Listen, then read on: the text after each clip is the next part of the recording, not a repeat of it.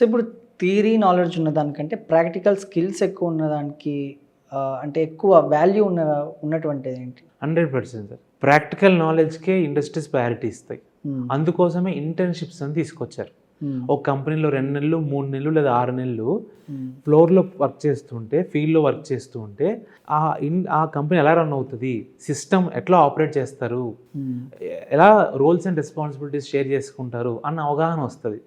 మనం చిన్న ఎగ్జాంపుల్ తీసుకుందాం. ఒక డాక్టరే 5 years MBBS చేశారు సార్. డైలీ థియరీ క్లాసెస్ విన్నారు. ఆయన తీసుకెళ్ళి హాస్పిటల్ పెట్టారు. పేషెంట్ వచ్చారు అంటే అప్పటిదాకా ఒక పేషెంట్ ఆయన చూడలేదు అనుకున్నాం కదా. ఇప్పుడు సడన్గా ఒక పేషెంట్ వచ్చి నాకు ఒంట్లో బాగాలేదు అని అంటే డాక్టర్ ఎక్కడ చెక్ చేయాలి? సరే స్టెథోస్కోప్ తీస్తారు, వెంటనే ఏదో చెకప్ చేస్తారు, ఆయనకు అర్థం కాదు. అప్పుడు ఇది తలనొప్పి, కిడ్నీ పెయిన్, లేదంటే లివర్ సమస్య, మజిల్ సమస్య, అది ఎలా తెలుస్తుంది? ప్రాక్టికల్ ఎక్స్పీరియన్స్ ఆల్రెడీ అంతకుముందుకే ఉందనుకోండి. అందుకనే మన ఎడ్యుకేషన్లో డాక్టర్స్కి అయితే కంపల్సరీ 1 year వాళ్ళ ఫీల్డ్లో చేయాల్సి ఉంటుంది.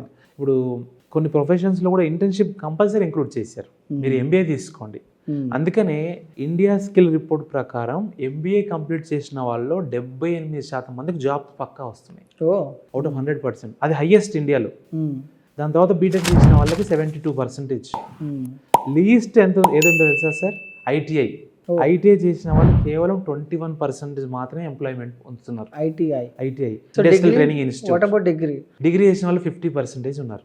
45 to 55% జాబ్స్ వస్తున్నాయి. మిగతా వాళ్ళకి జాబ్స్ రావట్లేదు. సో ఎందుకు కొంతమంది జాబ్స్ వస్తున్నాయి, ఎందుకు కొంతమంది రావట్లేదు అని అంటే ఇదే ప్రాక్టికల్ ఎక్స్పోజర్ ఉంది.